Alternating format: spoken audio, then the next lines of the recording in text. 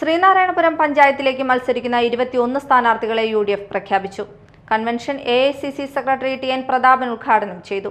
Sabarimala സ്വർണ്ണക്കൊള്ളയും PM ശ്രീയും ജനങ്ങൾ മറക്കില്ലെന്നും December 11-ന് നടക്കുന്ന തെരഞ്ഞെടുപ്പിൽ തക്കതായ പ്രതികരണം ഉണ്ടാകുമെന്നും UDF ഉജ്ജ്വല വിജയം നേടുമെന്നും പ്രതാപൻ പറഞ്ഞു. ഈ PM ശ്രീ പദ്ധതി നടപ്പിലാക്കി കഴിഞ്ഞാൽ ഉണ്ടാകാൻ വേണ്ടി പോകുന്നത് ഇപ്പൊ സ്കൂളിന്റെ പെയിന്റ് വ്യത്യസ്തമായ നിറത്തിലാണ്. ആ സ്കൂളിന്റെ നിറം കാവി നിറമായി മാറും. ആ സ്കൂളിൽ ഇപ്പൊ നമ്മൾ വേണമെങ്കിൽ അസംബ്ലിക്ക് വന്ദേ മാതരം പ്രാർത്ഥന ചൊല്ലുന്നുണ്ടാകും, അല്ലെങ്കിൽ മതം ഏതെങ്കിലും ആകട്ടെ, മനുഷ്യൻ നന്നാവട്ടെ എന്നുള്ള പ്രാർത്ഥന ചൊല്ലുന്നുണ്ടാകും.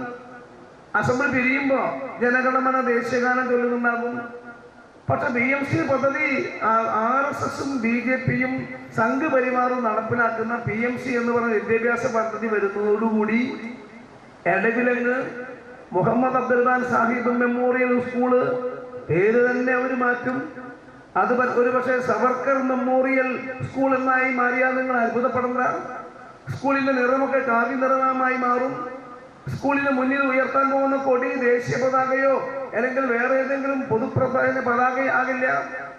RSSന്റെ ഹിന്ദു മഹാസഭയുടെ പഴയ കാവി കൊടി, ബജ്രംഗദളിന്റെ കൊടി അവിടെ ഉയർന്നാൽ അത്ഭുതപ്പെടേണ്ട.